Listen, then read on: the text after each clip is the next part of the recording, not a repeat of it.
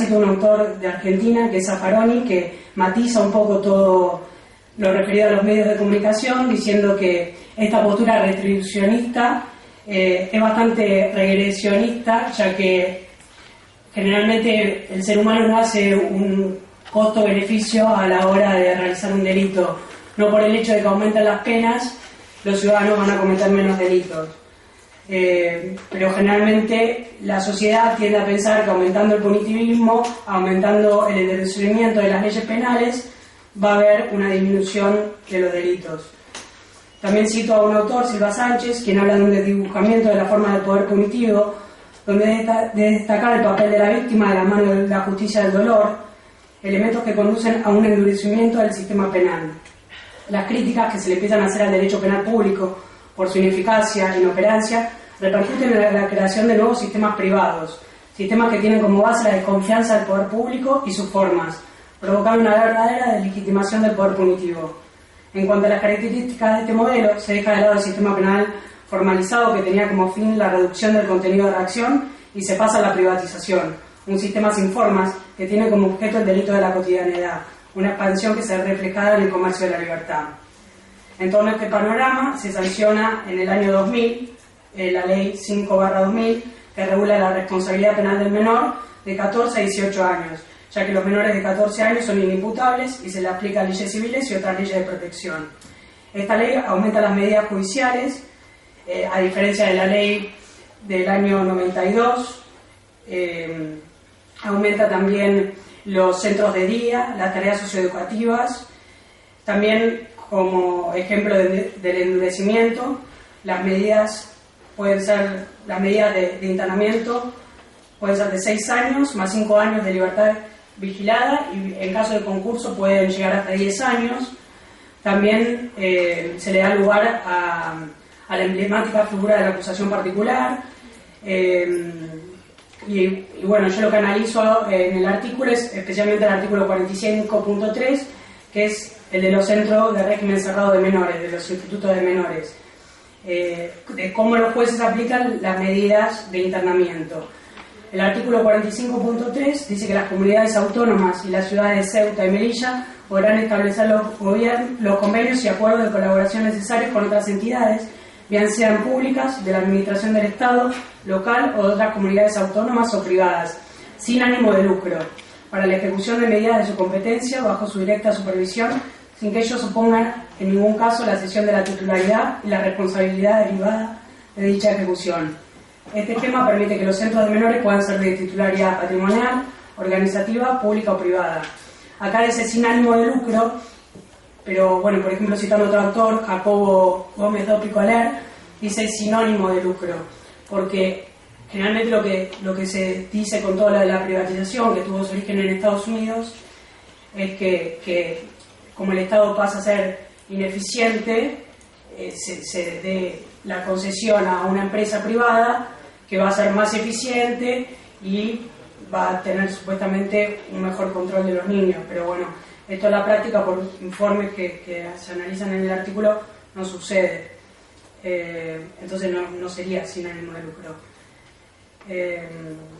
En torno a ello, bajo el lema de la ineficacia estatal y las transformaciones de perseguir el delito, en esta sociedad que surge de la crisis, nacen los institutos de menores de carácter privado, un nuevo modelo para ejecutar la pena, donde aparecen nuevos protagonistas, como políticos, empresarios de la banca y de la construcción. Así se crean ventajas o desventajas según el régimen elegido por la comunidad. La posición favorable a la privatización tiende a decir que es más eficiente, ya que presta un servicio igual o mejor a un menor costo con un ahorro de dinero público. Pero esta postura es insostenible. No existe una comprobación empírica de que la gestión privada demuestre un ahorro frente a lo público.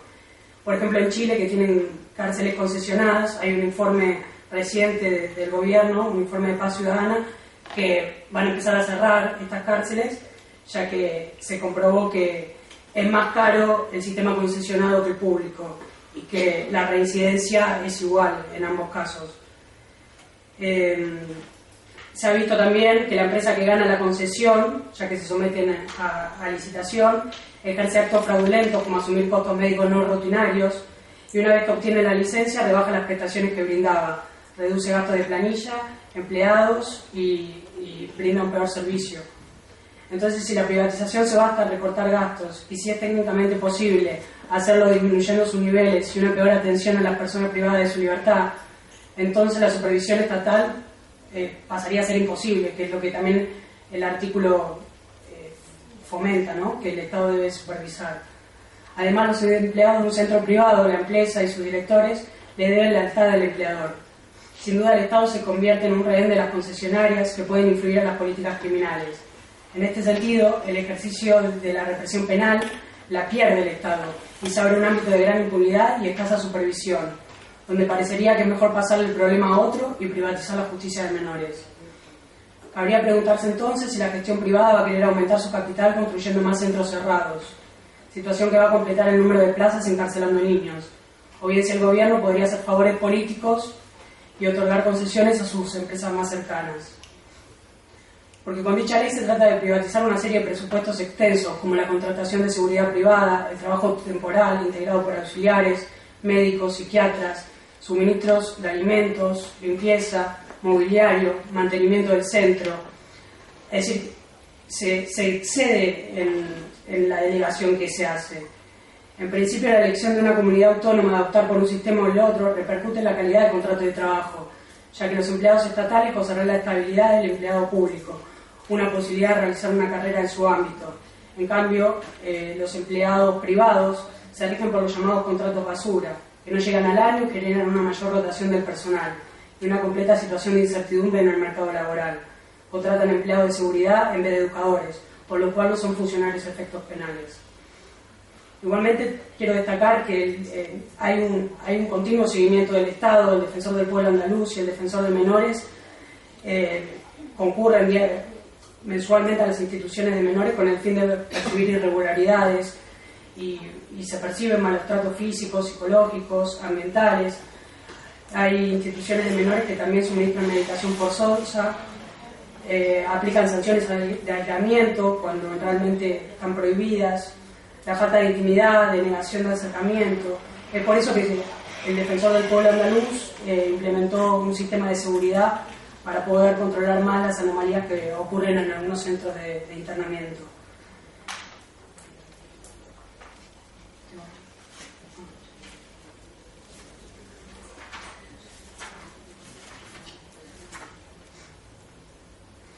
Por consiguiente, con el objetivo de revertir el clima de ilegalidad, algunas comunidades autónomas decidieron que el poderío vuelva a manos del Estado, como Canarias y Baleares.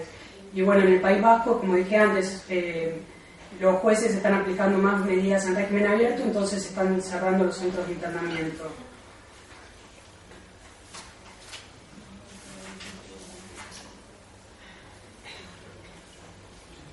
Como palabras finales, debido a que la seguridad es un valor social y la libertad es el derecho fundamental, y los niños son especialmente sujetos vulnerables y están totalmente desprotegidos, quiero plantear un nuevo paradigma para ir construyendo y debatiendo la atención de este conflicto especialmente complicado, ya que no se conoce mucho lo que pasa a veces en los centros de internamiento o en las cuestiones privadas, y a veces se queda en manos de una empresa y no son objetos de consumo. Y me gustaría, como vimos antes, que la justicia restaurativa y dentro de ella la mediación están llamadas a cumplir un papel sumamente relevante. La mediación como un recurso de autocomposición donde las partes hacen concesiones para alcanzar la paz social entre víctima y victimario, porque realmente hay veces que los menores cometen delitos que no tienen que llegar a la justicia, y ya cuando entran en contacto con la ley penal ya se corrompe todo un poco. Y resolver el conflicto penal de diferente manera, en especial si se trata de menores que son premiables al cambio.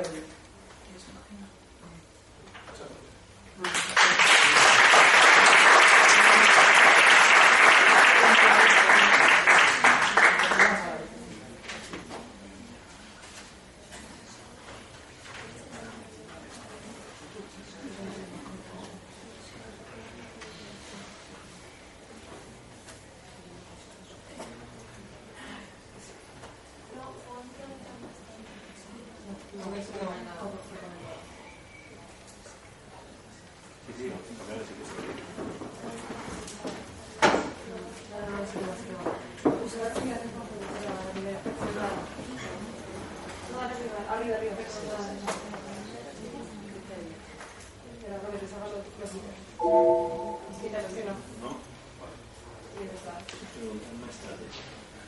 Ahora cierra ya. Ya está.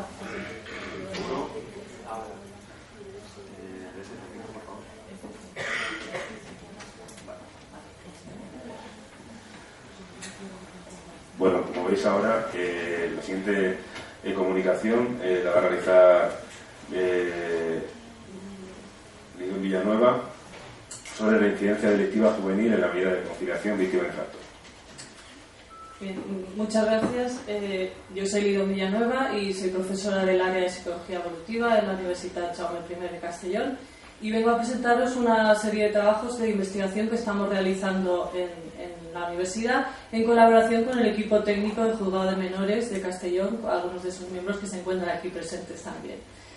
Bien, el título de mi comunicación, las palabras claves serían reincidencia y conciliación, es decir, el objetivo principal, que luego matizaríamos un poquito más, sería analizar las tasas de reincidencia que tiene la medida extrajudicial de conciliación víctima-infractor. Y qué paradigma... Este de aquí, mejor. Gracias. ¿Qué paradigma teórico hemos escogido para este? Ya se ha hablado aquí, la justicia restaurativa, que lo que permite es que el agresor, la víctima, incluso la comunidad, puedan ofrecer una respuesta al delito intentando reparar ese daño social. Frente al paradigma tradicional del sistema juvenil penal, ofrece muchas ventajas, ya que, por ejemplo, acorta los tiempos, es una medida más educativa. Vemos que la víctima puede adoptar un rol en el que tenga voz y participe en el proceso, así como el infractor también. De ignorada la víctima pasa a un rol más activo, así como el agresor, que es capaz de poder reparar, tiene la oportunidad de reparar ese daño. Vemos que está basada psicológicamente, a nivel psicológico está basada en la huella emocional que despiertan las emociones de vergüenza, posibles emociones de vergüenza que se suscitan en esos encuentros víctima-infractor, cara a cara. Esta emoción de vergüenza es inhibidora de nuevas transgresiones, como podemos ver, y dependiendo del formato que adopte la justicia restaurativa, que tiene varios, pues desde la conciliación víctima-infractor o los círculos familiares, las conferencias, etcétera, tenemos un contexto más o menos amplio de desaprobación social al que se enfrenta el infractor, es decir, puede ser ante la víctima, ante las familias, ante la comunidad, el grupo clase, etcétera. Nosotros hemos escogido en estos estudios la conciliación víctima-infractor porque es el formato que la legislación española ha conseguido la ejemplificación práctica de este paradigma teórico. ¿Cómo está? Si queremos analizar las tasas de reincidencia en la conciliación, pensamos que la hipótesis nuestra sería que esta medida es más educativa, más perdurable en el tiempo, porque tiene esa huella emocional más duradera, etcétera. Entonces queremos ver si efectivamente es así. Algunos estudios lo han intentado comprobar utilizando medidas cualitativas de satisfacción víctima-agresor que han pasado por conciliaciones realizadas por el equipo técnico. Siempre vemos curiosamente que es el agresor o el infractor el que reporta o informa de satisfacción más alta en estos procesos, ¿no? Pero hay otros estudios que utilizan variables de carácter cuantitativo como la reincidencia, es decir, realmente después el menor que ha acudido a conciliación, ¿cuántas veces más ha vuelto al juzgado de menores? Es un estudio más cuantitativo, pero ofrece resultados contradictorios. Unas veces aparece la conciliación con tasas de reincidencia más bajas que el resto, pero en otras ocasiones no hay diferencias significativas. Aparte hay algunos problemas metodológicos en los estudios. No podemos comparar una medida de conciliación con una medida de internamiento o de libertad vigilada, que tiene un nivel de riesgo mucho más alto. No sería justo ni metodológicamente correcto. Además, en algunos estudios no se informa sobre el nivel de riesgo de la muestra o no se utiliza un procedimiento objetivable, ¿no? Como algunos de los que hemos visto esta mañana también.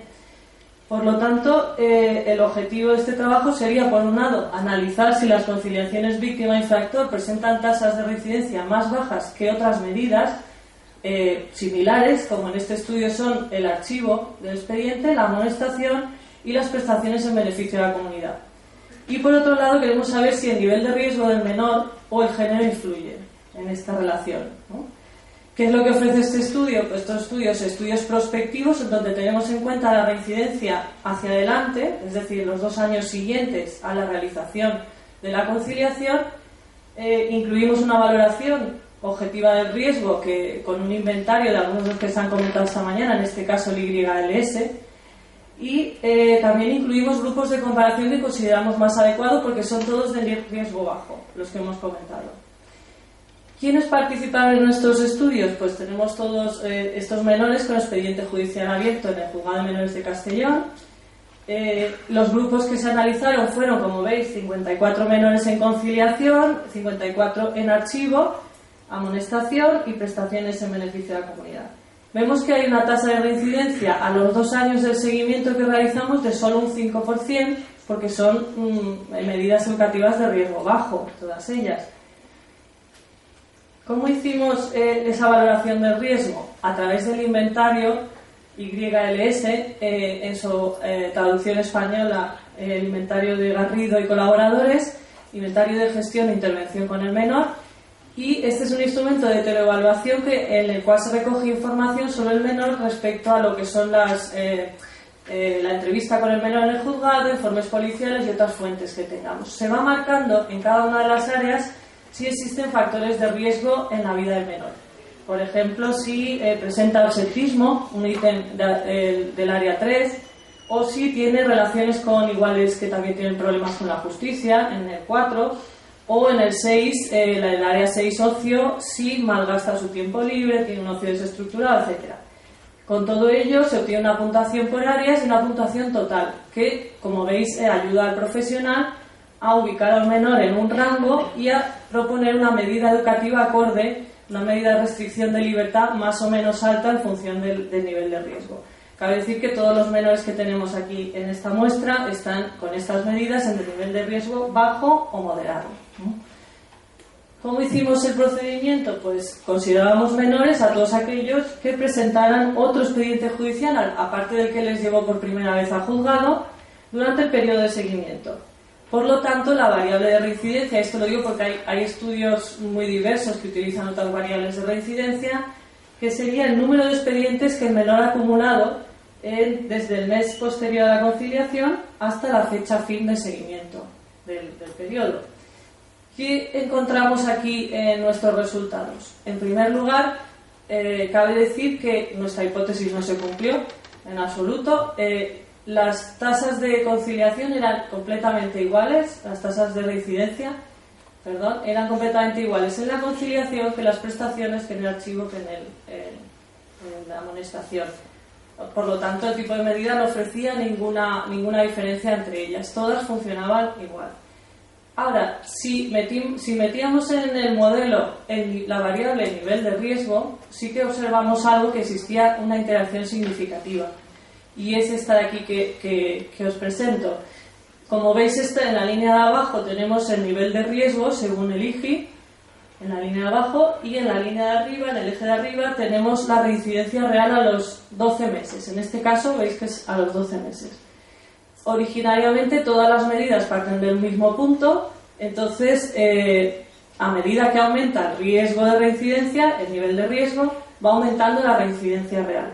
Pero hay una medida que se escapa, como veis ahí, que es la azul, y es precisamente la conciliación. Esto quiere decir que la medida más perjudicada en cuanto aumenta el nivel de riesgo del menor es la conciliación, que entonces se torna ineficaz. ¿No? Eso es lo que podemos ver en ineficaz quiere decir que aumenta la reincidencia de una forma muy notoria, veis aquí. ¿Qué ocurre a los 2 años? Cuando comparamos de nuevo esta misma gráfica a los 2 años, vemos que a medida que se incrementa el nivel de riesgo, veis abajo, aumenta un poquito la reincidencia, pero ya ese incremento se ha suavizado bastante, la línea es más plana. Pero de nuevo hay una línea que se escapa, que en este caso es la medida de archivo. El archivo a los 2 años, si aumenta el nivel de riesgo, se torna ineficaz, y lo que hace, archivar el expediente, conduce únicamente a una mayor reincidencia en los 2 años siguientes. ¿No? ¿Qué variable? Y nos queda una variable, los objetivos que teníamos el nivel de riesgo y el género. ¿Qué pasa con el género? Cuando metemos el género en el modelo, pues que tenemos abajo otra vez el nivel de riesgo y en el otro eje la reincidencia real, y lo tenéis explicado ahí en 3 pasos.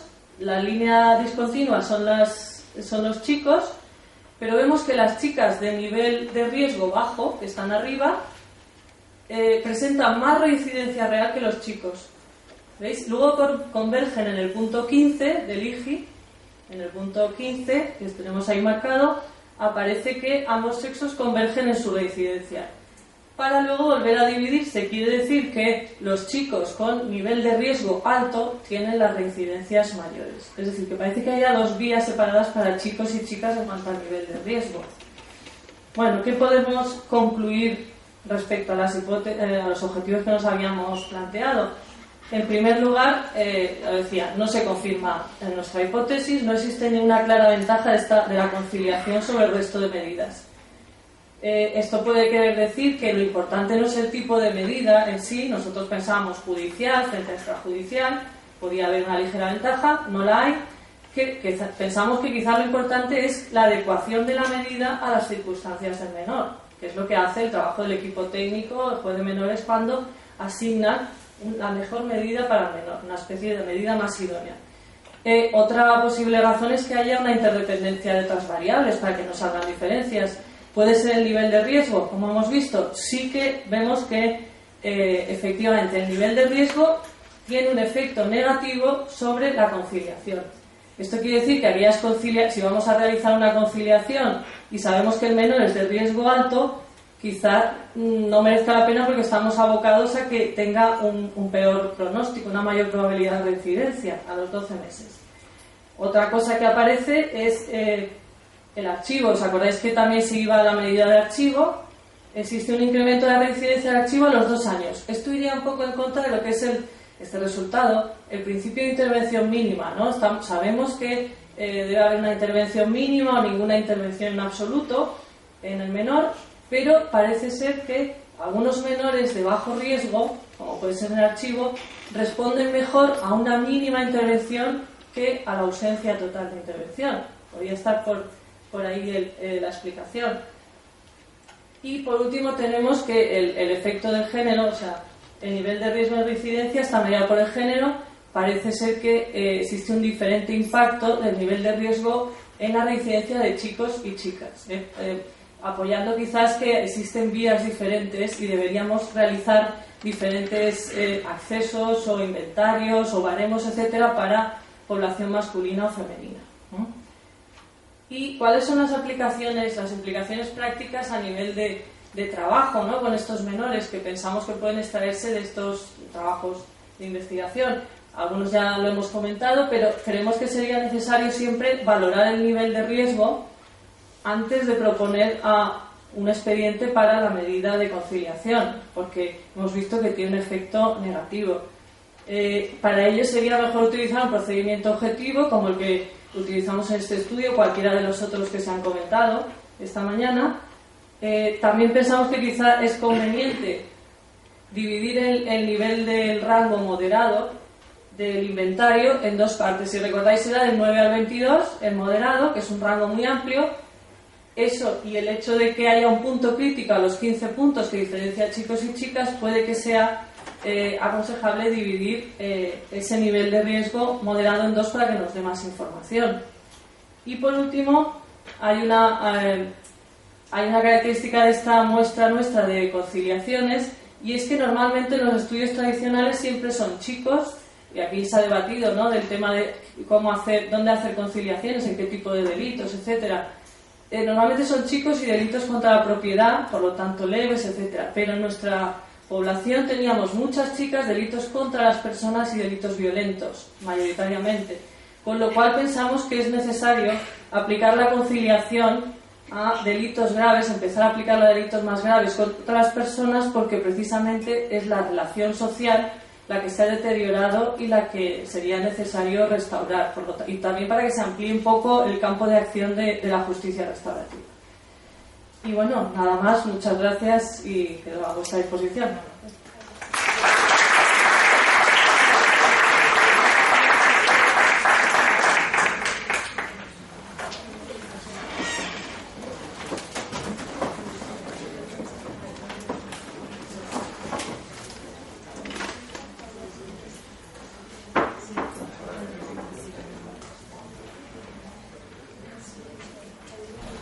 Bueno, y en esta primera ronda del primer bloque de comunicaciones, María José Galvis va a hacer una exposición sobre la predicción de la reincidencia con delincuentes juveniles, un poco la misma línea que comentaba la anterior autora, que iba un poco el tema del IPI. Buenas tardes, mi nombre es María José Galvis. En primer lugar, agradecerles su asistencia y participación en este congreso y bueno, les voy a presentar nuestro trabajo sobre la predicción de la reincidencia con delincuentes juveniles, una adaptación del ICI, dirigido por el doctor Vicente Garrido Genovés, profesor titular de la Universidad de Valencia, y desarrollado por el doctor Enrique López Martín, de la Comunidad Autónoma de Murcia, y yo misma, doctoranda de Criminología de la Universidad de Valencia. En primer lugar, elegimos presentar el siguiente trabajo debido a que ha habido una evolución respecto a la consideración de la evaluación del riesgo en los últimos años, tanto de delincuentes adultos como de delincuentes juveniles, la cual se debe a la adaptación a las exigencias del sistema de justicia juvenil, en cual tiene en consideración el interés superior del menor. La tendencia en los últimos años ha sido adoptar nuevos instrumentos de evaluación que tengan en consideración las necesidades criminógenas de estos jóvenes infractores, pero sobre todo la premisa de reeducación y reinserción social. Nosotros empleamos el instrumento ICI, que es el Inventario de Gestión e Intervención con Jóvenes, adaptado al castellano por Garrido López y Silva en 2004, y cuya versión original es el Youth Level Service Case Management Inventory, de Holt y Andrews de 2002. Este se corresponde con el juicio profesional estructurado, el cual tiene en consideración, como en último sentido, al profesional, es decir, el nivel de riesgo que éste establece, así como los objetivos que determina y la adecuación de las medidas educativas para alcanzar la consecución de dichos objetivos. Estudios previos en España, como es la Comunidad de Madrid, Cantabria, incluso la Comunidad Valenciana, concretamente en el Juzgado de Menores de Castellón, ya se ha empleado dicho instrumento, observándose que tiene una consistencia interna muy elevada y además una buena capacidad predictiva. Uno de los elementos más característicos de este instrumento es que tiene en consideración el nivel de riesgo en relación con los objetivos y los programas de intervención, lo cual pues supone un punto muy relevante porque facilita una actuación especializada. El objetivo principal de nuestro trabajo fue evaluar la capacidad predictiva del ICI, pero retrospectivamente, es decir, la reincidencia retrospectiva de estos delincuentes juveniles. A diferencia de nuestra compañera, que evaluó la predicción prospectiva, nosotros evaluamos la retrospectiva. Sin embargo, en el estudio completo sí que incluimos ambas, o sea que lo presentamos y por cuestiones de tiempo nos ceñimos a la retrospectiva. La hipótesis inicial fue que los valores de riesgo que obtendrían tanto los reincidentes como los no reincidentes retrospectivamente variarían de manera estadísticamente significativa. Respecto a los participantes, la muestra estuvo compuesta por 258 sujetos, los cuales se encontraban cumpliendo una medida judicial impuesta por el Juzgado de Menores de la provincia de Murcia. Y los criterios de inclusión fueron los siguientes. En primer lugar, haber cometido el hecho delictivo entre los 14 y los 18 años, seguido de que estuviese vigente un proceso de ejecución de estas medidas judiciales. Y finalmente, que la medida judicial fuese superior a las 50 horas en el caso de los trabajos en beneficio de la comunidad o de 30 días para el resto de las medidas. Siguiendo con la distribución de la muestra por edad y sexo, observamos cómo prevalece el número de varones, 230, sobre las mujeres, 28, con el porcentaje en torno al 90% de varones y un 10% de mujeres. Además, las edades que se pueden observar en esta gráfica oscilan entre los 14 y los 21 años, que es el momento en el que están cumpliendo la medida. Sin embargo, como criterio de inclusión recordamos que considerábamos aquellos infractores que habían realizado el hecho delictivo entre los 14 y los 18 años. En torno a un 11,2% tenía 14 o 15 años, en el momento de la toma de datos, 75% entre 16 y 18 y el 16 restante 19, 20, 21. Los tipos de delitos. Prevalece el robo con violencia e intimidación, en torno a un 50%, seguido del robo con fuerza, las faltas, hurtos y, en último lugar, los robos.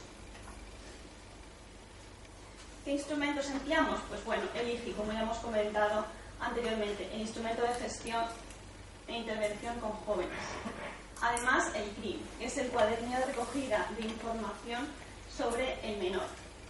Dicho cuadernillo, pues recopilamos información procedente de vaciado de expedientes y además de la que pudiesen aportar los educadores sociales, como son datos de identificación del menor, sexo, edad, condiciones sociofamiliares, económicas, laborales, datos escolares, de consumo o uso de sustancias y también técnico-administrativas, donde constaban otras medidas judiciales que hubiesen cumplido con la anterioridad.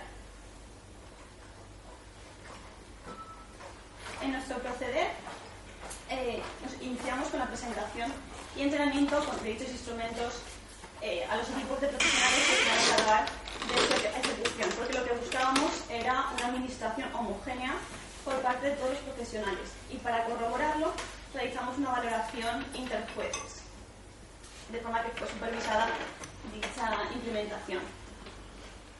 En análisis de datos, queríamos focalizarnos en este sentido en la capacidad predictiva, pero retrospectivamente, y utilizamos como los valores significativos el área bajo la curva.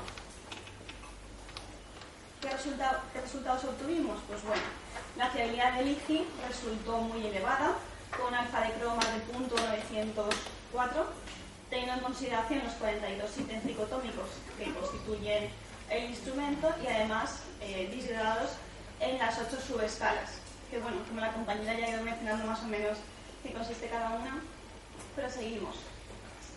Respecto a la capacidad predictiva retrospectiva, pues también resultó muy buena, muy adecuada, con un área bajo la curva de 717, lo cual indica que los reincidentes tenían una probabilidad de 71,7% mayor de obtener mayores puntuaciones más elevadas en comparación con los no reincidentes.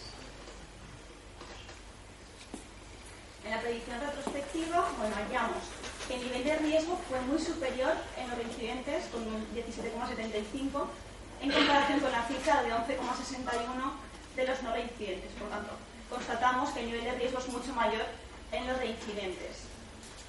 Y continuamos con el porcentaje pronosticado correctamente, porque además el nivel total de riesgo predijo correctamente al 75,4% de los reincidentes y al 57,1% de los no reincidentes. Teniendo en cuenta que los reincidentes que habían sido pronosticados como reincidentes fueron 107, son los válidos positivos, los falsos negativos 35, aquellos que se observaron como reincidentes pero que se pronosticaron como no reincidentes. Y luego, de los falsos positivos tenemos 56 que no habían sido, que eran no reincidentes y habían sido pronosticados como tales.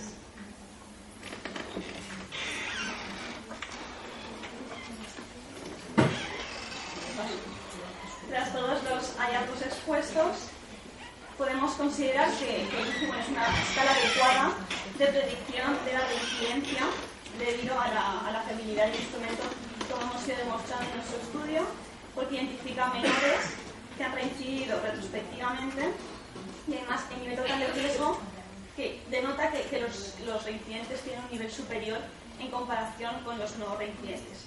No obstante, como los datos nos indican, debemos trabajar para detectar los falsos positivos y mejorar la capacidad predictiva del IGI. Sin embargo, la utilidad práctica que extraemos de todo esto es que puede ser un buen instrumento que sirva para asesorar a los profesionales que se encargan de la adopción de las medidas, porque detecta el riesgo de reincidencia de estos jóvenes infractores. Entonces puede aportar muchísima información que también sirve para implementar programas de intervención adecuados a una serie de objetivos muy concretos asociados a las necesidades específicas de esta población. Muchas gracias.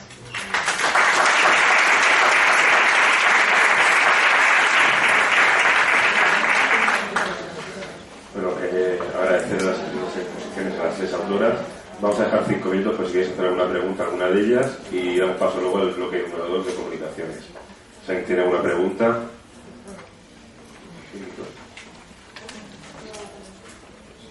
No hay micro inalámbrico. A voz de pulmón. Bueno, en relación a la segunda comunicación, no sé si se me escucha. Sí. Pues en relación a la segunda comunicación, me ha sorprendido el dar el tratamiento de archivo igual a medida. Porque entiendo que el archivo lo hace pues de menores, posiblemente porque no hay suficientes pruebas, por lo tanto hay un criterio de presunción de inocencia. Y desde aquí me ha chirriado dar el tratamiento de medida al concepto de archivo. En todo caso, también es cierto que cuando se interviene desde la conciliación, entiendo a priori que la conciliación, el abordaje desde el conflicto y todas aquellas características del infractor y de la víctima evidentemente se hacen presentes, pero lo que tiene más peso es abordar el conflicto.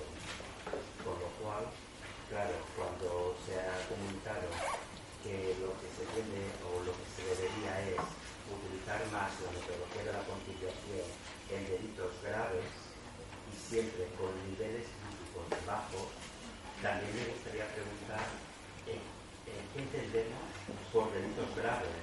Porque cuando hablamos de delito grave, posiblemente el nivel crítico es más alto que bajo. Y no sé si aquí también, pues no lo he comprendido, pero bueno, algo me quiero.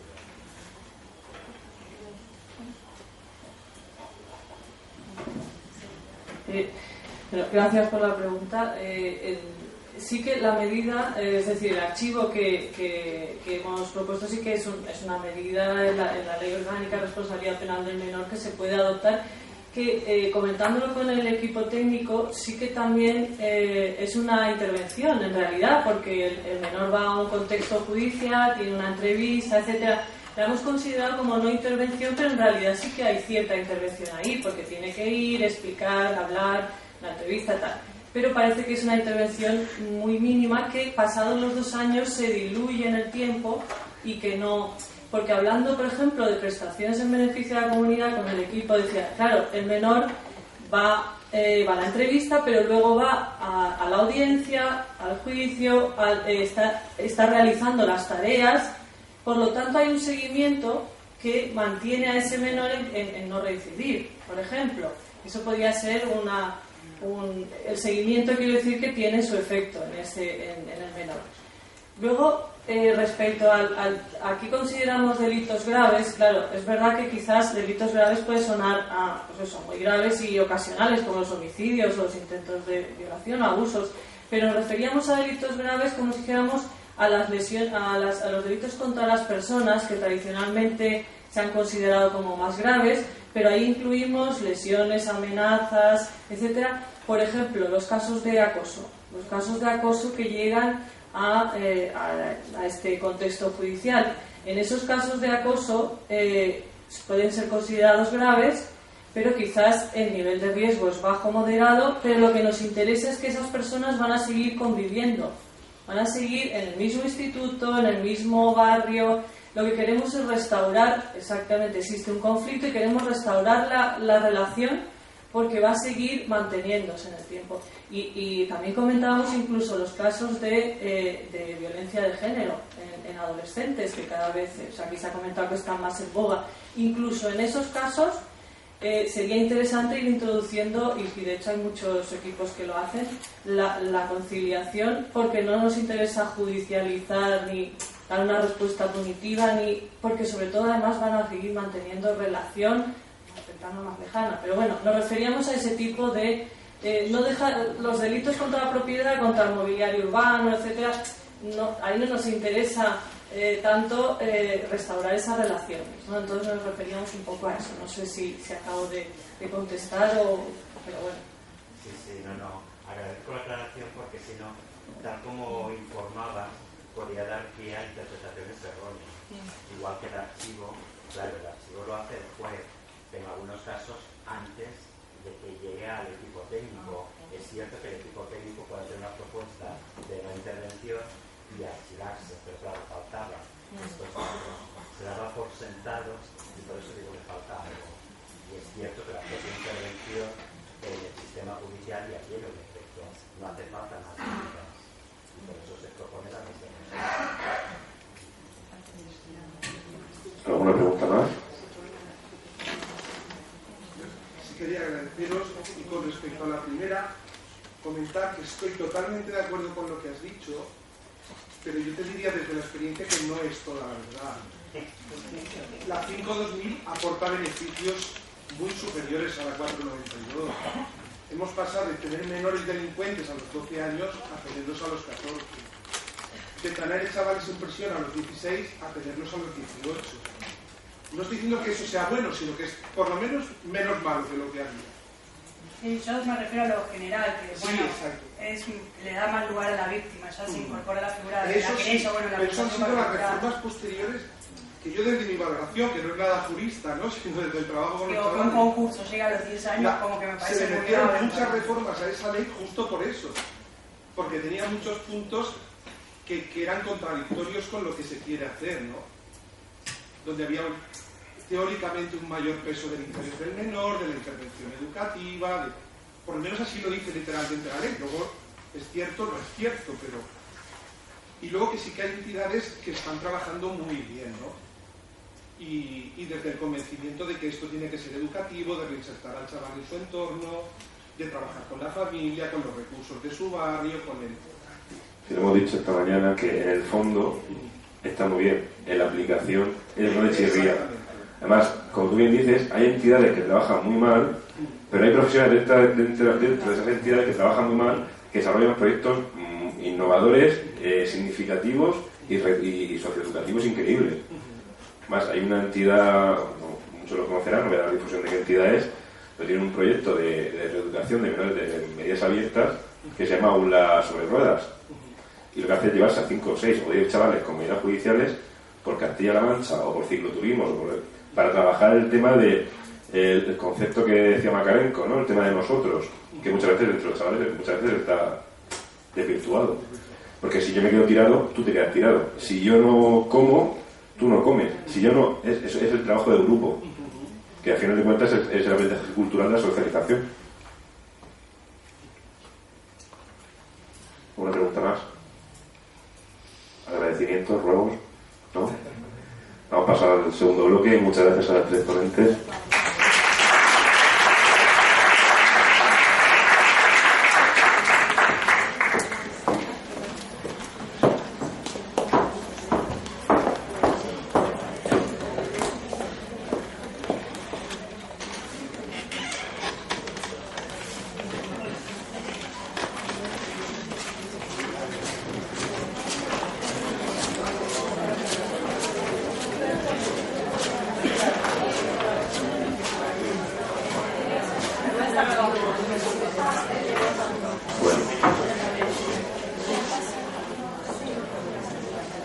Vamos a hacer otra vez una ronda de 3 intervenciones. Por favor. Gracias. Como indicaba anteriormente, vamos a hacer otra ronda de 3 intervenciones de 15 minutos cada una. Por favor. Gracias. Vamos a volver a hacer una ronda de 3 intervenciones de 15 minutos cada una y vamos a dejarle un margen de 5 o 10 minutos para preguntas, ruegos, sugerencias y luego haremos un pequeño descanso. Ahora le toca el turno a Keren Cuervo para hablar de la trayectoria delictiva y factores de riesgo de las menores que ejercen violencia filioparental. Gracias por la invitación.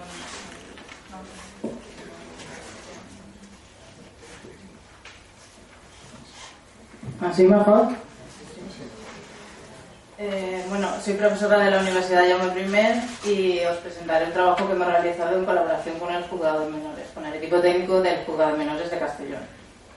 Trata sobre la violencia filioparental y, como sabéis, la violencia que ejercen los hijos hacia los padres. Se caracteriza por violencia física, podría ser violencia psicológica y violencia económica, que parece que es la menos conocida. Violencia económica como los robos o desperfectos, destrucciones de algún objeto valioso o en algún acto violento, algo así. En la universidad Una alumna de criminología nos contaba en clase que era policía y nos contaba en clase que incluso que atendía a una mujer que había ido a denunciar a su hijo y esta mujer incluso se duchaba con el bolso envuelto en papel de film por el miedo que tenía de su hijo. O sea, imaginaros a qué niveles llegan algunos padres y la tensión que viven en los hogares. Entonces, dicho esto, este ejemplo de la violencia económica, tenemos diferentes factores que están asociados a este tipo de delitos. Algunos factores sí que se encuentran asociados más típicamente y están claros, pero otros, dependiendo del estudio, se asocian en mayor o menor medida.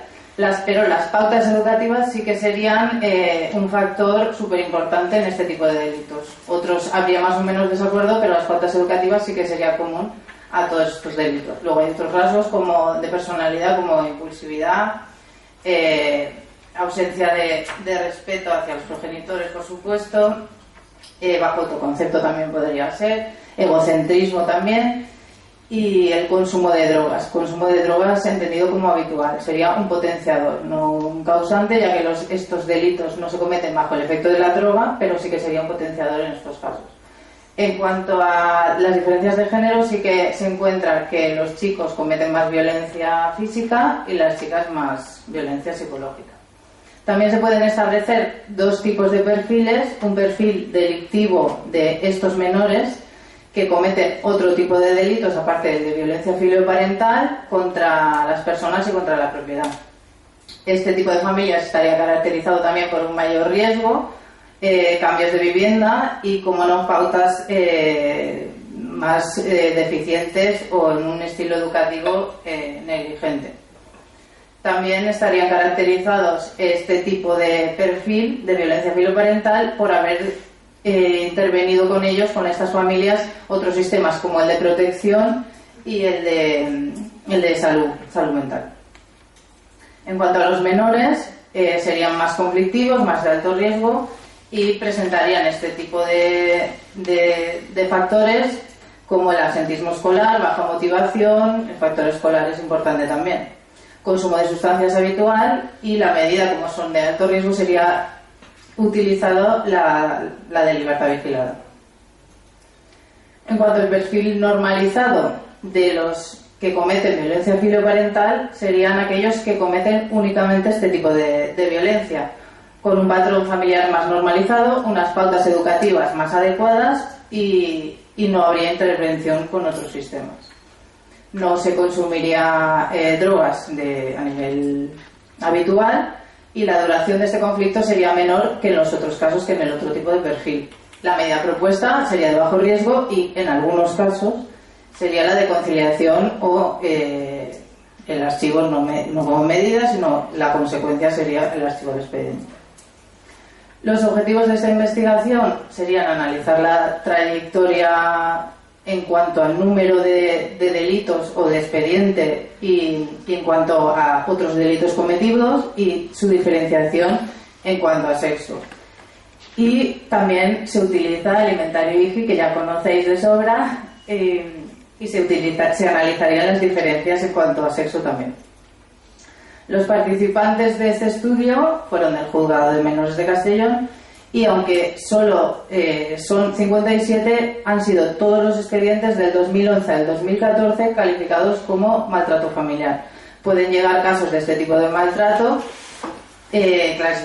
calificados o tipificados como lesiones, pero aquí en este estudio solo hemos cogido los de maltrato familiar, por eso son 57 en estos 3 años. La media de edad sería alrededor de 16 años, tanto para chicos como para chicas, y el porcentaje de chicas vemos que es bastante grande en comparación del un perfil de menor chica infractor, que suele estar alrededor 10-20%. En este caso, las chicas serían muchas, un 40% en este tipo de delitos.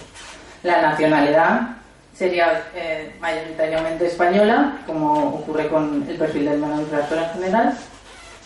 Y el instrumento sería el ILS, proveniente de Canadá, y hemos utilizado la traducción de Garrido, con los 42 ítems agrupados en los 8 factores de riesgo, que predice el riesgo de reincidencia del menor. Como resultados, vemos que en cuanto al número de expedientes por menor, vemos que la mayoría comete únicamente este tipo de delito. En esta gráfica vemos únicamente los delitos de filioparental.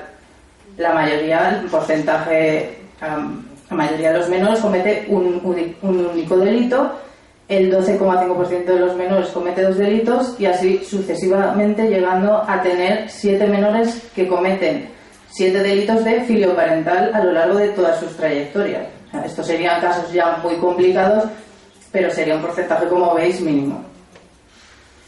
¿Qué pasa si dividimos esto en cuanto al sexo? Pues obtenemos el mismo patrón. La mayoría de los menores cometen únicamente un único delito, y esto siempre solo de filioparental. A medida que aumenta el menor, a medida que acumula expedientes y delitos de filioparental, el porcentaje de menores disminuye. ¿Cómo son la comisión de otros delitos? Pues vemos que sí que cometen otros delitos y son falta de lesiones los mayoritarios y robo con violencia e intimidación, es decir, serían delitos violentos o contra las personas los mayoritarios. También tenemos conducción temeraria, daño, insulto. ¿Qué pasaría si diferenciamos entre chicos y chicas? Pues nuestra sorpresa fue que no había ninguna chica que hubiera cometido otros delitos aparte del de filioparental. Es decir, los chicos sí que cometen otros, pero las chicas cometen únicamente violencia filioparental. Y recordamos que algunas hasta 5 expedientes, 5 veces repitiendo violencia filioparental. En cuanto a las áreas, tenemos el mayor riesgo en las que tenéis en rojo, pautas educativas, como no, educación formal, empleo, personalidad, y la media sería un riesgo de 18 puntos en el IGI, que es un riesgo moderado y es bastante alto. ¿Qué pasa si comparamos esto con el perfil general sin tener en cuenta, de los menores infractores, sin tener en cuenta el tipo de delito? Es decir, un menor estándar, menor infractor estándar. Pues las áreas serían parecidas, son estas de amarillo, pero vemos que las puntuaciones son bastante más bajas, de 1,5, 1,2, y las puntuaciones en las áreas de riesgo de violencia filioparental pues son bastante más altas, y la puntuación total es mucho más diferente. Es decir, un menor infractor estándar, que digo yo, tiene 7,5 puntos de riesgo en el ítem, en el IGI, que sería un riesgo bajo, y un riesgo y un menor que comete violencia filioparental tendría más del doble de riesgo de reincidencia con este mismo instrumento. O sea, la diferencia es muy importante. Al separar entre sexos, chicos y chicas, encontramos la diferencia significativa en el área de ocio y diversión, es decir, una mala gestión del tiempo de ocio, pasa mucho tiempo sin hacer nada. En las chicas tendrían peor uso del ocio, harían un peor uso del ocio, sin actividades programadas, que los chicos. Y las actitudes, valores y creencias antisociales también sería algo negativo. Como puntuación total en el riesgo, no hay diferencias, es decir, presentan un riesgo parecido, tanto chicos como chicas, un riesgo moderado, que es importante. Como conclusiones, tenemos el número de expedientes de violencia filioparental, no hay diferencias en cuanto a género, más o menos siguen el mismo patrón, la mayoría comete un único delito, tanto sean chicos como chicas. Las pautas educativas serían las más importantes en filioparental, y un menor, comparado con las pautas de riesgo en un menor infractor, pues sería lo más común el ocio y educación. De un menor infractor, recuerdo, de riesgo bajo. Los menores de violencia filioparental, un riesgo moderado, y un menor infractor general de media tiene un riesgo bajo. Los chicos sí que cometerían unos delitos violentos, aparte del de violencia filioparental, las chicas no, únicamente el delito de filioparental. Los chicos tendrían pautas educativas, educación y personalidad como mayor riesgo, siempre recuerdo son ítems de riesgo, factores de riesgo, y las chicas se diferenciarían por tener un mayor riesgo en el área de ocio. Los chicos y las chicas presentarían un riesgo moderado. Por lo tanto, no es tanto característico, da igual que se cometa en violencia filioparental, da igual que sea chico o chica, porque no hay diferencias, en contra de lo esperado. No hay un perfil, ya que se esperaría que, como hemos dicho al principio, que las chicas que solo han cometido ese delito tuvieran un perfil menos grave, pero no es así, porque el riesgo lo tienen moderado igual. Por lo tanto, da igual que sea chico o chica, o da igual que hayan cometido o no otro delito. Aquí lo definitorio es que se haya cometido el delito de violencia filioparental.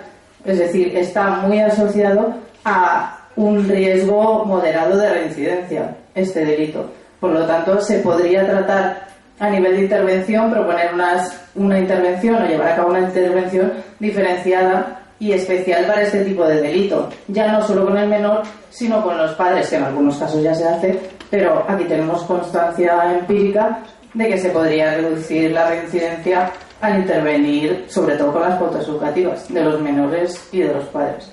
Y nada más, esto es todo.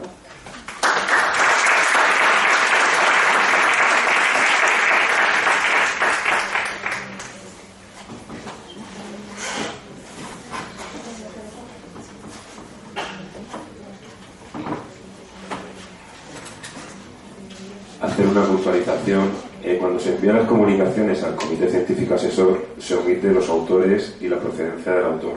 Lo digo porque antes había una autora de la Universidad Jaume I y ahora hay otra profesora de la Universidad Jaume I, para que no haya una selección sesgada, que se omiten los datos. Lo que pasa luego cuando remiten el título de la comunicación, nosotros ya vemos quién la ha realizado, ¿vale?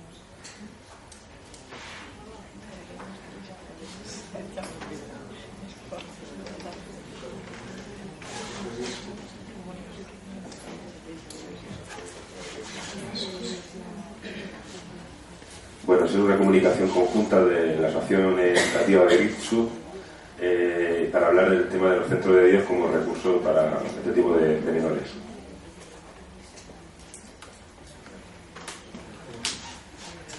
Va a exponer la comunicación Juan Antonio Jiménez.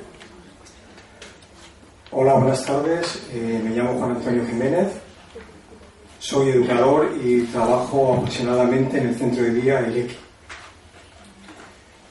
Tengo la suerte y el privilegio de ver cómo cada año la mayor parte de las personas que acuden a este recurso cumplen su medida judicial y cambian su vida.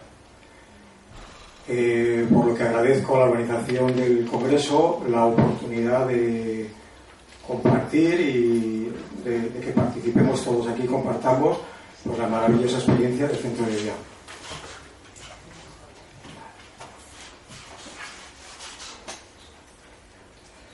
Este recurso está gestionado por la Asociación Educativa Berriztu y se haya integrado en el sistema de justicia juvenil del País Vasco. Antes de continuar con la comunicación que lleva por título El Centro de Día como alternativa innovadora en el ámbito de justicia juvenil que favorece la responsabilización y la integración sociocomunitaria, quisiera explicaros pues, las ideas principales que voy a desarrollar en la comunicación. Primeramente, expondré un proceso educativo de una persona menor de edad para explicar la estructura y el funcionamiento del servicio, para después analizar los datos que hemos obtenido de dos estudios realizados en el 2015 por la asociación para valorar el grado de eficacia de este recurso y posteriormente extraer unas conclusiones y reflexionar sobre cuáles son las claves de éxito de este recurso. Se dice que la persona es ella y sus circunstancias. Entonces el protagonista de nuestra historia, pues bueno, queda claro de que tiene problemas de consumo, tiene problemas familiares, tiene problemas de absentismo escolar y tiene problemas de control de impulso. Estos factores muchas veces generan conductas disruptivas. Cuando estas conductas disruptivas son catalogadas y tipificadas como delito, el sistema de justicia juvenil interviene.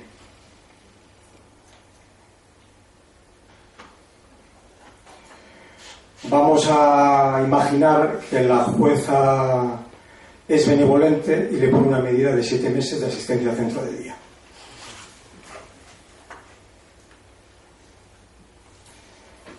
En nuestra comunidad, el órgano, El responsable directo de la ejecución de las medidas penales de los menores es el Servicio de Justicia del Gobierno Vasco. Este establece convenios con la Asociación Educativa Berriztu para crear, desarrollar y gestionar el recurso donde esta persona va a cumplir su medida de asistencia al centro de día.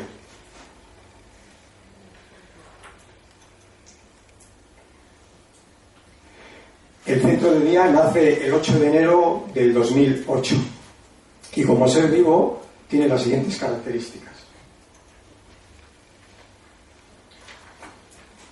De 10 a 5 de la tarde ofrece una atención asistencial y semiresidencial en medio abierto, lo que quiere decir que la persona cumple su medida judicial dentro de su comunidad. Dispone actualmente de 18 plazas en 2 unidades y atiende a personas de entre 14 y 22 años, con la característica de que todos y todas son responsables penales de la comisión de un delito. El equipo profesional consta de un responsable, 3 educadores tutores y 2 maestros de taller. Ofrece un espacio estructurado la mayor parte del tiempo a estas personas, la cual planificamos con una serie de programas. Los programas, impartimos programas psicosociales como control de impulso, comunicación verbal, comunicación no verbal, manejo de la ansiedad, pensamiento creativo. Hay un programa muy interesante que se llama seguimiento grupal, en donde las personas pues aprenden a conocerse, aprenden a cómo es la relación con uno mismo, cómo es la relación con sus iguales del centro de día, porque es muy importante que el grupo de las personas que estén en el centro de día pues al final tengan una relación, hagan grupo y tengan un sentimiento de pertenencia y de cohesión grupal. Aparte, pues impartimos en el aula de instrumentales lenguaje, matemáticas, historia, geografía a nivel de eso, y a veces es necesario hacer a nivel de primaria. Al mediodía impartimos talleres formativos de carpintería y de cocina, y a las tardes pues programamos actividades de ocio, culturales y actividades solidarias pues para ayudar a los colectivos más desfavorecidos de la comunidad, porque yo creo que es importante que se impliquen con la comunidad.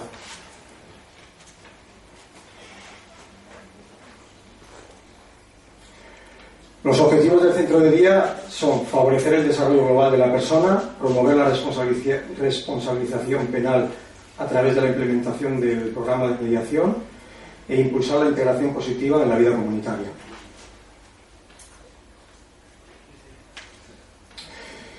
La persona protagonista todavía no ha venido al centro de día, entonces vamos a aprovechar y os voy a explicar cómo estructuramos por fase el proceso educativo de esta persona.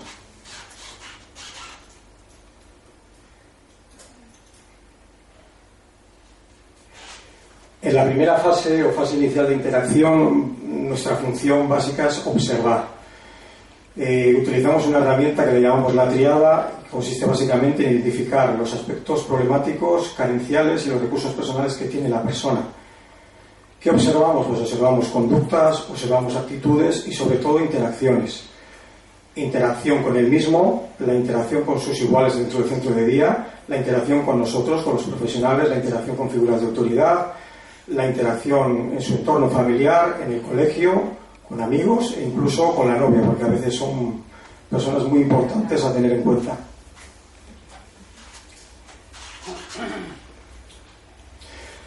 La información que recabamos luego la organizamos de forma sistemática en su proyecto socioeducativo individualizado. ¿Cómo la organizamos? Pues en 7 áreas: área familiar, área formativo, área laboral, área psicosocial, área afectiva, área de ocio, y área de ocio del tiempo libre.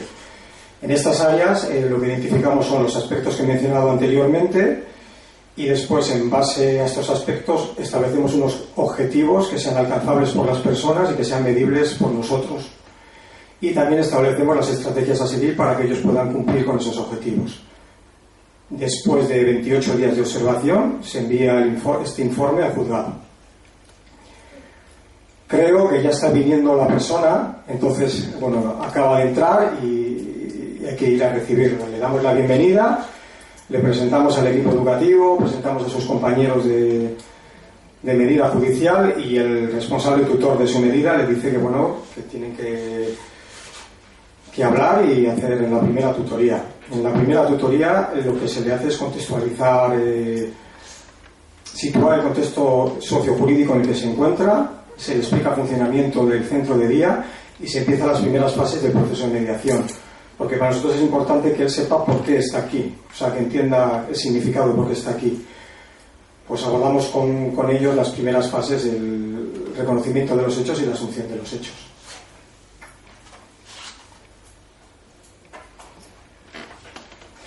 En esta fase, aparte de observar, también se va trabajando el vínculo y la persona va haciendo un funcionamiento normalizado en el centro.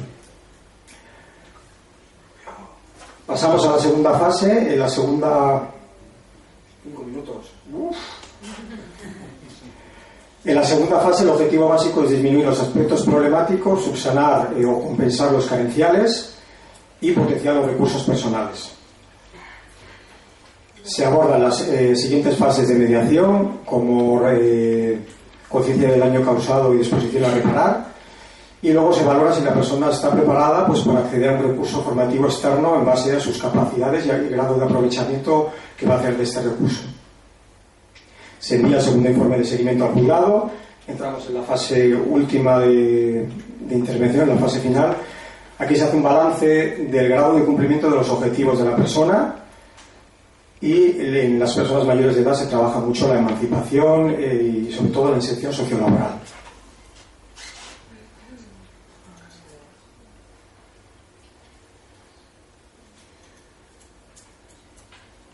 Bueno, os voy a presentar brevemente los resultados que hemos obtenido de estos dos estudios. Se ve que en este estudio longitudinal ha habido un incremento de las medidas atendidas, del número de medidas de plazas ocupadas y el total de medidas atendidas. Es decir, el juzgado cada vez cuenta más con este tipo de medida pues, para cumplir sus objetivos de reinserción social y de desarrollo global de la persona. En este gráfico se ve que desde el 2010 a 2014 todas las personas atendidas, pues el 70% han cumplido su medida. Esta es en unos cuestionarios, 15 personas que cumplieron su medida en el 2014, pues hacen una valoración del servicio, siendo el 93% de ellos teniendo una valoración muy positiva y positiva de la programación de los profesionales, de la relación establecida con los profesionales, del clima generado en el centro y de la finalidad del servicio. En la autoevaluación de su proceso educativo, el 93% expresa que ha sido muy positiva, o sea, positiva o muy positiva. La nota media es un 8,7. Respecto a los índices de integración sociocomunitaria, ha habido avances en los procesos de formación, es decir, ha habido una inserción en recursos externos.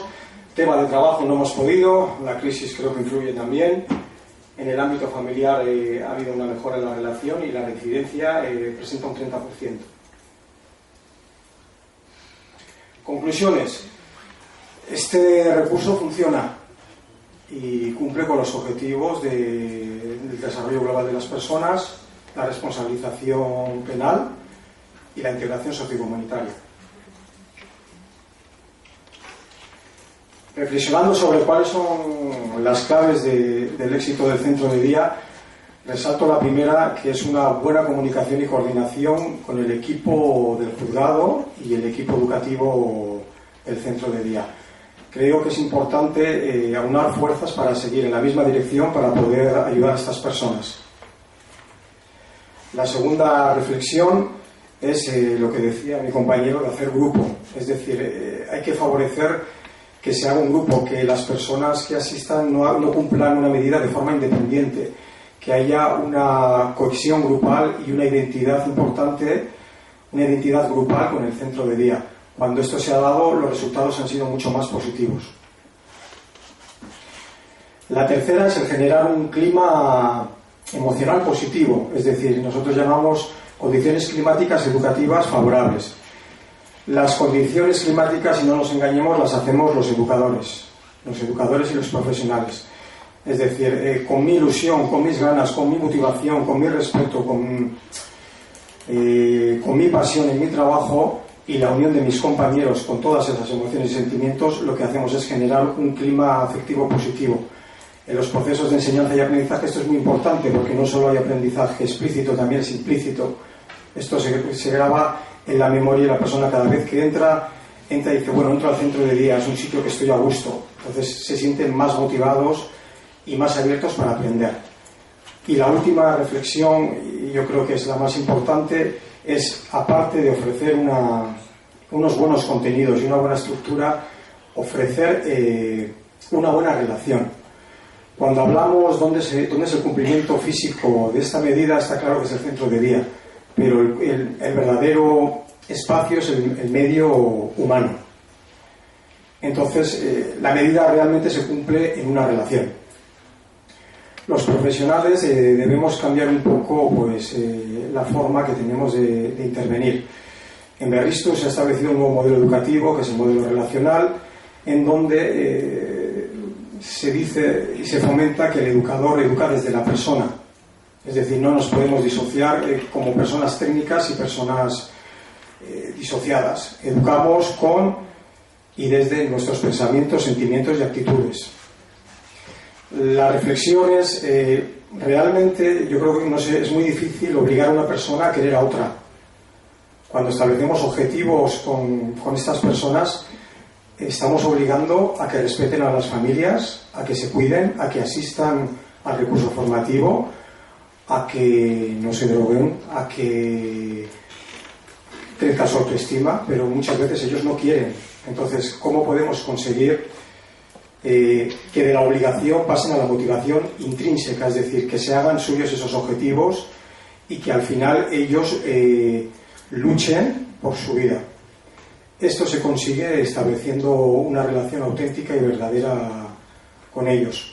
Cuando en esa relación esta persona se siente valorada por nosotros, querida, respetada, aceptada, parece que le damos la oportunidad de que ella también pueda pensar que merece la pena su vida, que pueda luchar por ella, que lo pueda intentar. Entonces se activa un proceso interno que ayuda primero a cumplir su medida judicial y segundo a cambiar su vida. Hay un término naúl que se llama apocacoa, que quiere decir acariciar desde el alma. Yo creo que estas personas necesitan que les acariciemos desde el alma, que sientan que les importamos, que nos importan, pues para crecer como personas e integrarse de forma positiva en esta sociedad.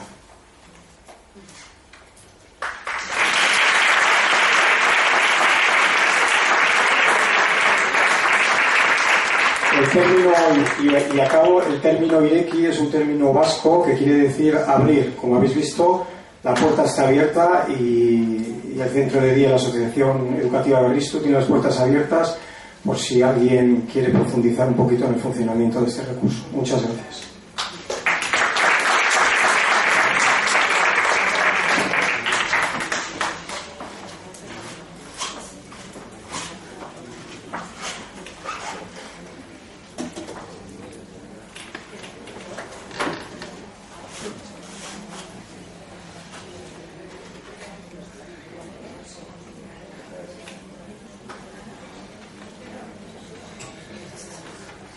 Para finalizar este bloque, vamos a dar la palabra a Cándida Sousa para hablar del sistema de atendimiento socioeducativo en la ciudad de en el país de Brasil. Hola, buenas tardes. Yo soy Cándida. Yo soy doctoranda en psicología en la Universidad de Brasilia, que es la capital de Brasil. Y actualmente estoy haciendo una estancia como becaria de movilidad en la Universidad Autónoma de Madrid.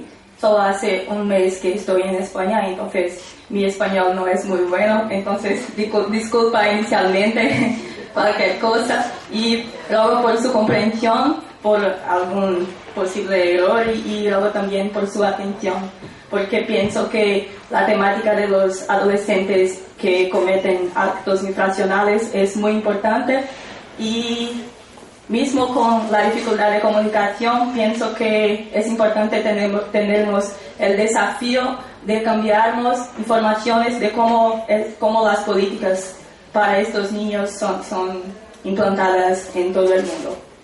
Bueno, yo estoy trayendo para vosotros una temática del sistema de atendimiento socioeducativo en Brasil, que es el nombre que se da a política pública estatal de intervención y responsabilización de los adolescentes que cometieron actos infraccionales.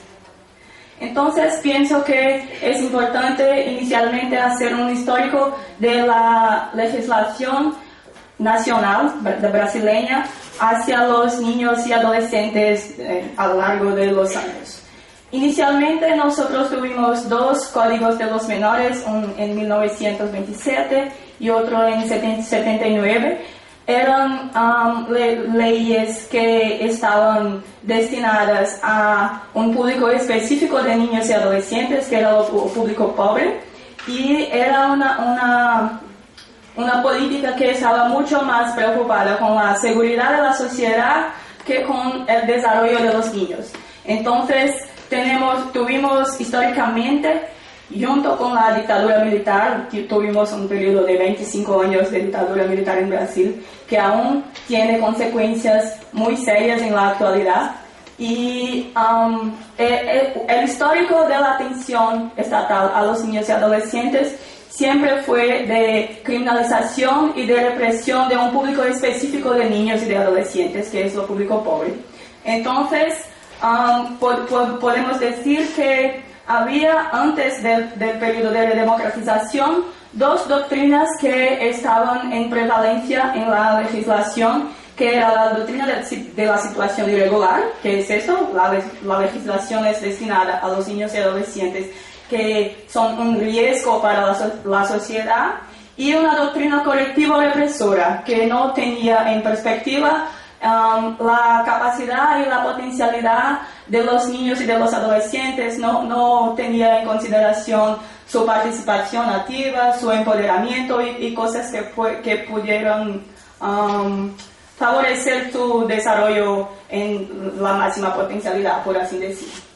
Bueno, en cerca de 1985-86 tuvimos el fin de la dictadura militar y el periodo de redemocratización fue decorriente de una gran movilización social. Entonces habían muchos movimientos sociales en las más diversas áreas, de mujeres, de derechos LGTB, de los niños y adolescentes. Entonces las personas fueron a la calle a reivindicar sus derechos sociales, políticos, económicos y de participación. Entonces, en este contexto de redemocratización, nosotros tuvimos una ruptura de paradigmas, por así decir, en la legislación con relación a los niños y adolescentes. Entonces, tuvimos en 1988 nuestra Constitución Federal actual, y uno de los artículos de la Constitución dice que es obligación de la familia, de la sociedad y del Estado garantizar a los niños y adolescentes con prioridad absoluta el derecho a la vida, a la salud, alimentación, educación, al ocio, a profesionalización, a la cultura, a la dignidad, al respeto, libertad y la convivencia en familia y comunidad. Además, ponerlos seguros de negligencia, discriminación, exploración, violencia, crueldad y opresión. Este artículo es el artículo que fundamenta la actual ley destinada a los niños y adolescentes, que es el Estatuto del Niño y de Adolescente, que establece que los adolescentes son las personas entre 12 y 17 años incompletos, 17 años completos, o sea, de 18 años incompletos. Bueno, este estatuto es considerado internacionalmente una legislación avanzada con relación a sus artículos de garantía de garantizar derechos, y como yo he dicho, hay una ruptura con las doctrinas de la situación irregular y de la corrección represora, y ahora nosotros tenemos una doctrina que podemos llamar de protección integral, en la cual es responsabilidad del Estado, de la familia y de la sociedad garantizar la prioridad absoluta en el acceso a las políticas públicas, a garantizar los derechos humanos de los niños también en cuanto a prioridad absoluta, porque estos ahora son vistos en cuanto a personas que están en condición peculiar de desarrollo. Esto quiere decir que los niños y adolescentes tienen que tener una atención especial debido a su característica peculiar de desarrollo distinta de los adultos. Tenemos pues una legislación específica para los adolescentes que cometieron actos infraccionales, que es el Sistema Nacional de Atendimiento Socioeducativo, reglamentado por una resolución y más recientemente por una ley, que es la Ley del SINASE, en 2012, que es una legislación que está destinada a intentar garantizar dos aspectos principales, além de la responsabilización de los adolescentes. Bueno, el SINASE, de aquí a poco yo hablo sobre estos dos aspectos. El SINASE prevé algunas medidas socioeducativas que con las representaciones anteriores pienso que es un poco parecido con España, pero yo voy a hablar un poquito sobre ellas. Hay dos medidas que no resultan en políticas públicas específicas, que son advertencia y obligación de reparar el daño, que en el momento judicial el juez destinado al niño solo una advertencia o obligación, pues alguna cosa, daño al patrimonio público o privado, cosas que no son de mayor potencial delictivo, por así decir. Tenemos también otras dos categorías, que son las categorías de medio abierto y medio cerrado. En medio abierto tenemos prestación de servicios comunitarios y libertad asistida, y medio cerrado, una libertad parcial y internamiento en centro educacional, quiere decir privación de libertad. Está de otro color porque pienso que es la principal fuente de discusión actualmente que tenemos que enfocar. Bueno, hay una discusión que es una discusión política sobre la efectivación del SINASE en Brasil, pero pienso que es una reflexión que tenemos que hacer todas las personas que están vinculadas a los derechos de los adolescentes. ¿Qué es? Hay una doble cara cuando hablamos en socioeducación de personas que son menores de edad que cometieron infracción. Por un lado, nosotros tenemos la política de seguridad pública, que es la responsabilización del adolescente. Entonces tenemos actuación policial, actuación judicial y otras cosas típicas del derecho penal, como con los adultos, pero la distinción con los niños y con los adolescentes es que además de esto, además de la responsabilización, hay también una propuesta pedagógica. Esta propuesta pedagógica muchas veces está negligenciada con relación a propuesta de responsabilización. Entonces, el desafío pienso que es equiparar, poner en igualdad la responsabilización y el carácter pedagógico de las medidas socioeducativas. La pedagogía en Brasil, en el sistema socioeducativo, está apuntada en dos ámbitos, que es la profesionalización y la escolarización, la educación. Entonces, tenemos en los centros de internamiento, por ejemplo, una escuela dentro de la unidad, tenemos talleres de cosas que son profesionales, etc. Muchas cosas que, en teoría, sirven para promover alternativas a la vida al margen de la ley, por así decir. Pero esto no es la realidad. Yo quiero hablar para ustedes, antes de hablar un poquito sobre la realidad, algunos principios que son prerrogativas en el SINASE. Uno de ellos es la privación de libertad como excepción. Entonces, el SINASE plantea que la privación de libertad solo debe ocurrir en situaciones que son de alto potencial delictivo. Esto quiere decir que los adolescentes que cometieron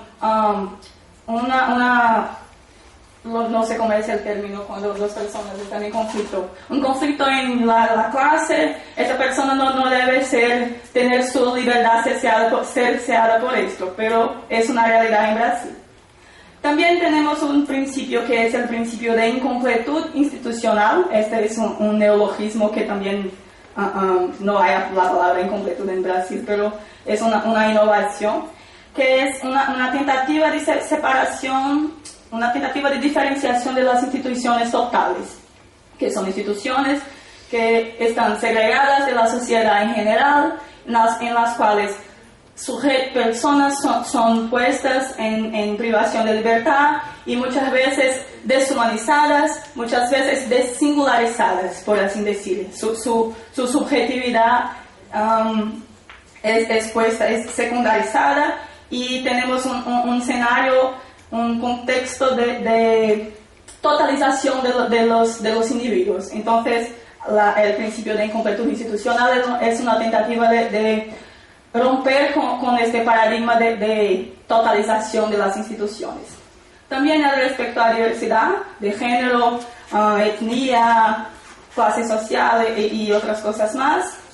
El acompañamiento individual y colectivo, esto quiere decir que los profesionales que están en contacto con los adolescentes infractores tienen obligación de realizar un acompañamiento de cada caso, analizar su histórico familiar, su histórico escolar, su trayectoria de vida y todo el contexto del desarrollo de este niño, y también el acompañamiento colectivo que pueda garantir la convivencia entre los sujetos, que pueda garantizar la participación familiar en el proceso socioeducativo y otras cosas. Além disso, la participación de la familia y la interdisciplinaridad. Normalmente los equipos son compostos por psicólogos, asistentes sociales y pedagogos en Brasil. 2 minutos yo tengo. Yo no hablo mucho español, podría tener un poquito más. Vale. Es la parte más importante ahora, que yo voy a hablar más del Brasil. Bueno. Solo un poquito más. Entonces, actualmente nosotros tenemos 90.000 adolescentes en libertad asistida y prestación de servicios comunitarios y 23.000 adolescentes que están en la cárcel. A mí me gusta decir la cárcel porque los centros educacionales son eufemismos para cárcel. Si visitas una institución de privación de libertad de adolescentes y si visitas una institución de privación de libertad de personas adultas, no hay en la práctica una diferenciación, aunque haya buena voluntad de los profesionales muchas veces, pero la política de represión aún está más presente en la realidad de las instituciones de privación de libertad. Entonces nosotros tenemos también una segregación entre las personas que están en la cárcel y las personas que están fuera de la cárcel. Quiero decir que actualmente tenemos cerca de 25 personas adolescentes están en la cárcel por tráfico. Esto es un dato importante porque en Brasil no hay una regulamentación sobre lo que es tráfico y es especialmente tráfico de marihuana. No hay una regulamentación sobre lo que significa tráfico, entonces la definición si tú eres un criminoso o no está en el delito, está en color de su piel, está en su dirección y está en sus aspectos físicos comportamentales. Entonces las personas que son en general hombres, varones, pobres y negros de las periferias de las grandes ciudades son las principales personas que están en privación de libertad hoy en Brasil. El tráfico en tesis no es un delito de alto potencial, de alta realidad, por así decir. Entonces, si tuvimos la aplicación de la ley, nosotros hay estudios que muestran que los 23.000 adolescentes que están en privación de libertad serían solo 5.000 si tuviésemos la efectivación de la legislación. Bueno, mis consideraciones finales son que, del mismo modo como nosotros, yo digo nosotros, pero yo aún era muy niña cuando ocurrió la democratización, pero me incluyo como activista de movimientos sociales de los niños. Entonces, del mismo modo que nosotros, en el periodo de redemocratización, conseguimos implementar una ley que fuera garantidora de derechos, hoy nosotros tenemos que hacer un proceso de movilización, una segunda retomada, una segunda ida a la calle para tentar efectivar la garantía de los derechos humanos de estos niños que están siendo muertos, asesinados y torturados, con todas las situaciones que ocurren en las instituciones de privación de libertad. Y fuera de las instituciones en ámbito nacional, en el Congreso Nacional, hay una disputa institucional de reducción de la mayoría penal que en la verdad es sobre poder económico, sobre la privatización, que la primera colega estaba aquí hablando un poquito más temprano.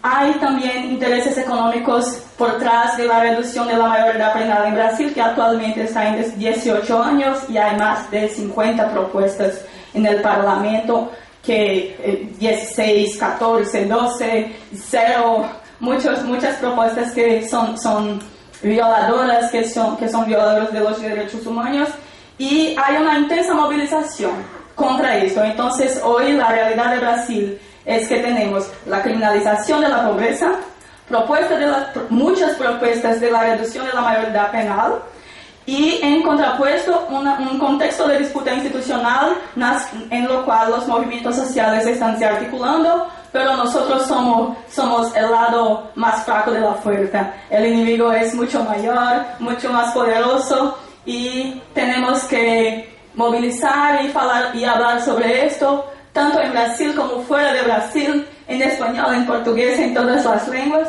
para que podamos tentar garantizar los derechos de los niños y de los adolescentes.